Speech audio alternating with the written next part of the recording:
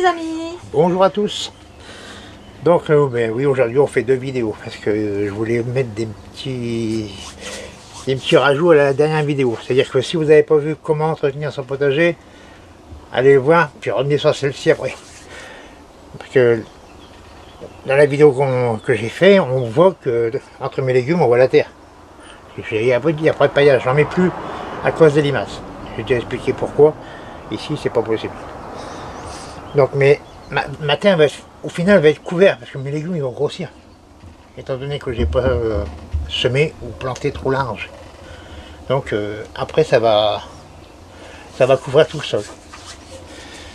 Donc voilà, c'est ce que je voulais vous dire. Ensuite, je voulais vous parler aussi de la couverture contre le froid. Pour ceux qui ont été pressés de mettre leurs légumes dehors.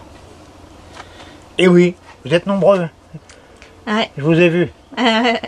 Donc, alors je vois, on parle de bouteilles sur les légumes.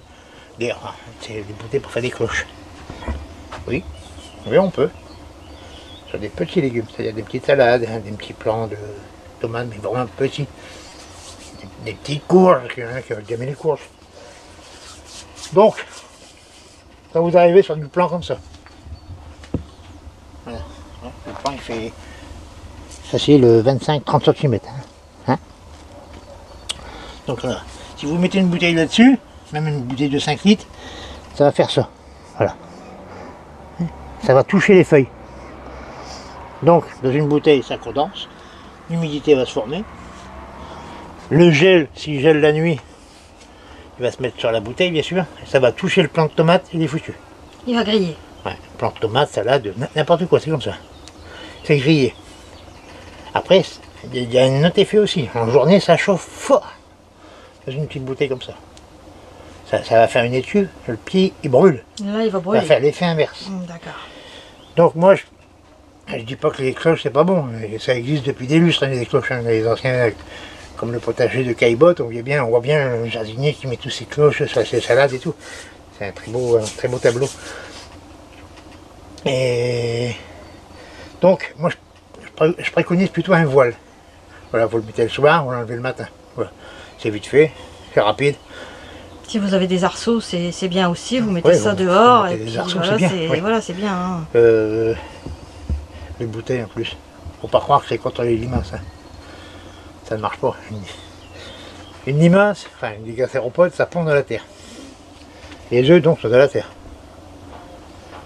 Mais donc quand ça éclot, ça sort. Alors si vous avez une bouteille que ça sort en dessous, miam miam, le repas est servi. Hein.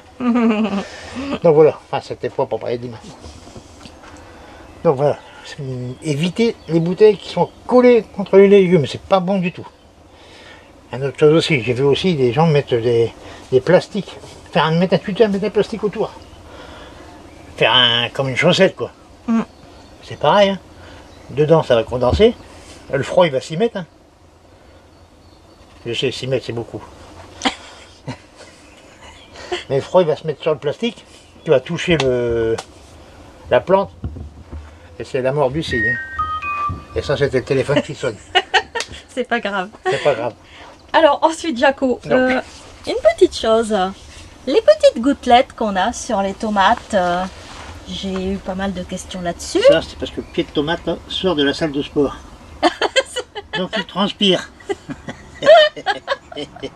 Non, en fait, ça s'appelle du sugoutte. Voilà, c'est un phénomène tout à fait normal. On le voit, sur la pointe, il y a des petites gouttes. Hein. Oui. Voilà, c'est parce que c'est un pied de tomate qui a été arrosé. Hein, on voit c'est frais, c'est bien frais. On parlera de l'arrosage aussi après.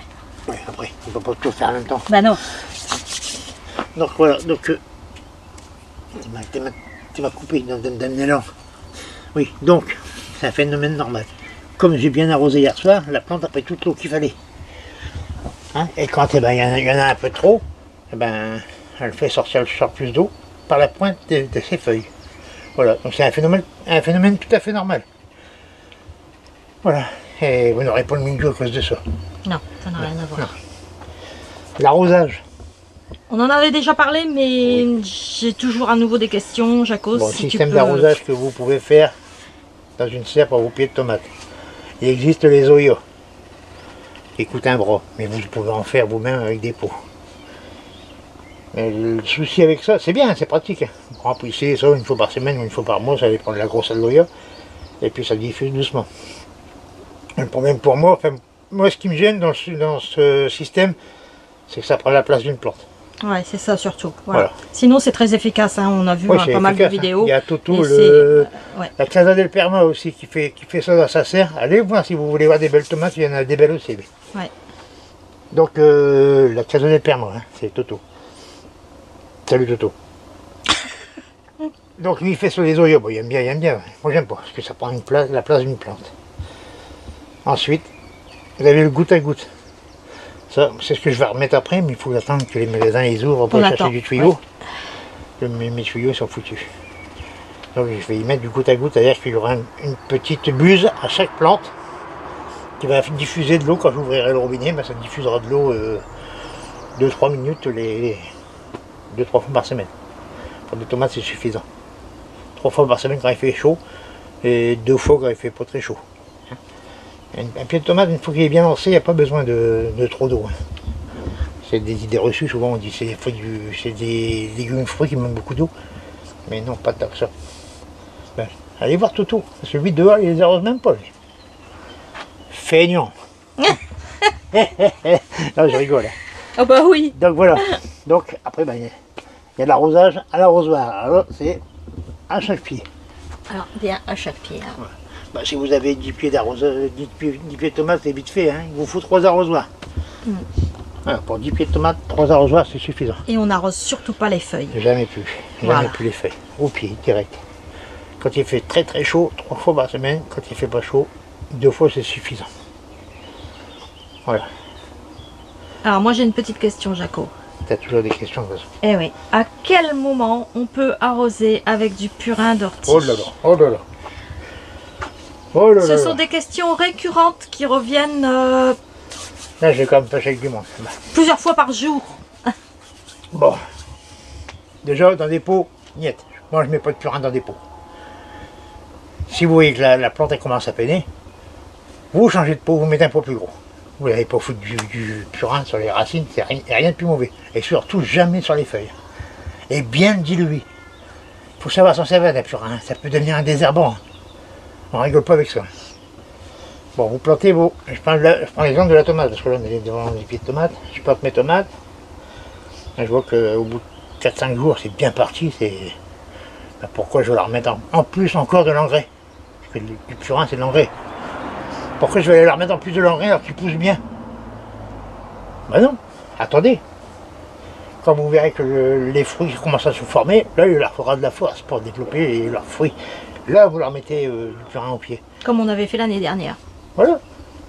Là, quand vous avez bien mangé, vous ne mangez plus. Mais c'est pareil. Hein. Donc ça ne sert à rien de remettre du purin là où il n'y en a pas besoin. Vous pouvez par contre faire du purin de feuilles de rhubarbe contre le puceron. Et oui, contre le puceron. Parce que si vous attendez que les petits oiseaux viennent les manger dans les serres, ben, vous avez le temps d'attendre. Et si on n'a pas de rhubarbe, et ben dans la vidéo juste avant, je vous ai mis le lien, Ouais. le traitement de puceron. Alors, si vous avez de la rhubarbe, les grosses feuilles de rhubarbe, là, vous les prenez, 500 g de feuilles pour 10 litres d'eau. Que vous coupez, vous hachez ça menu, le plus fin possible. Ensuite, vous mettez ça dans l'eau, dans 10 litres d'eau, et vous laissez macérer 2 à 3 jours. Et tout de suite, vous pouvez vous en servir. Vous pouvez rajouter, si vous voulez, un peu de savon ou de l'huile d'olive, ce qui va permettre au purin de s'accrocher aux feuilles. D'accord. Voilà, l'huile d'olive, ça marche bien. Oui, l'huile d'olive. Après, vous mettez ça avec votre purin, pas beaucoup, juste je dirais pour 10 litres d'eau. Si vous faites au plus vieux, vous aurez besoin de 5 litres. Pour un 5 litres, vous mettez une cuillère et demie d'huile d'olive. C'est juste pour que le purin s'accroche aux feuilles, au feuillage. Ah, sinon, ça coule. Hein. Et le purin de rhubarbe, au bout de 3 jours, il sent pas trop fort. Par rapport à des orties qui... Et ça se conserve le purin de rhubarbe ou pas? Tout purin se conserve. Il faut les mettre dans un bidon hermétique. Oui, et à l'ombre. Jamais au soleil. Et surtout à l'ombre. Jamais ou dans la cave ou rangé comme il faut, hermétique. Voilà ce que je voulais vous dire. Donc si vous avez fait du purin, vous le conservez et vous le mettrez quand les plantes vous en auront besoin. Pas maintenant. Là maintenant c'est parti. Oui, ça y est, c'est parti. Hein. Sur les chapeaux de roue. Oui, pas de problème. Ils sont magnifiques. Tout va bien. Voilà, ils sont en pleine forme, pleine de force. Je vais pas leur foutre en plus. Bah non, c'est pas la Puis peine. après on va avoir des petites tomates qui sont remplies de feuilles gourmands et puis hein, ça sert à rien. Non, tout ce qu'on Laissez veut, faire la c'est nature. les fruits. Laissez faire la nature, ça se développe doucement, ça se fortifie tout seul et on leur donnera un coup de main quand ils auront besoin. Voilà ce que vous avez à dire sur les purins. Eh bien les amis, on vous dit à très bientôt. À bientôt. Bon jardinage à tous!